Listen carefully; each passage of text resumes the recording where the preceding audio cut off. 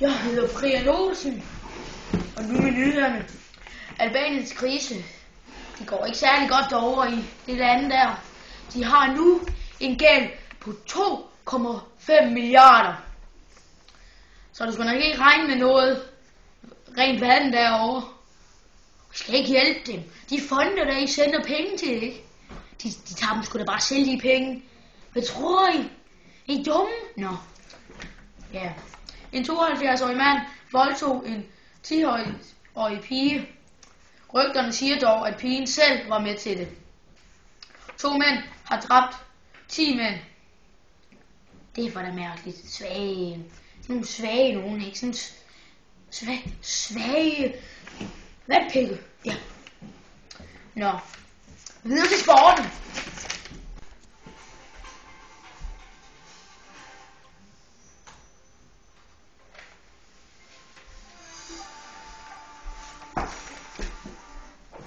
Hej, jeg hedder Torben Østergaard, her med sporten.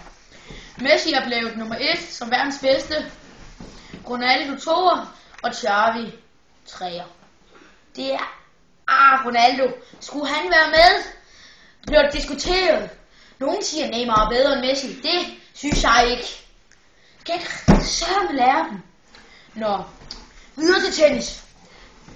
Nadal, han vandt sgu i dag. Han tog den der championship der i tennis nu. Jeg følger ikke så meget med i sådan en sport. Nå. Badminton.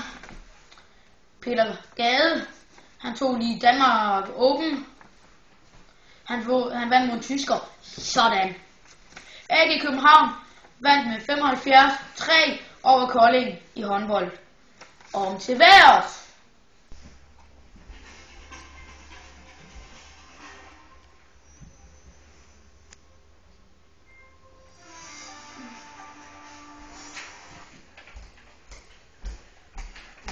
Hej, jeg er Chris Anker Sørensen, her med vejret. Ned over Nordjylland får vi lidt regn, ingen sne, sådan tøsne kan man godt kalde det. Og her over København får vi havl. Og ved Sjælland, sådan herover i det her område, får vi 50 grader. Hernede ved Sønderjylland, ikke?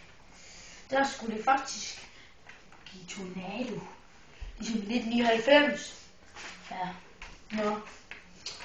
Ja, men sådan tirsdag, onsdag, torsdag, sådan 7-10 grader, sådan, ja, men lørdag, det skulle blive en god dag. Der får vi nemlig sne, så børn, ved I hvad, I skal sgu ud og lave sådan nogle snemand der, ligesom mine gamle dage.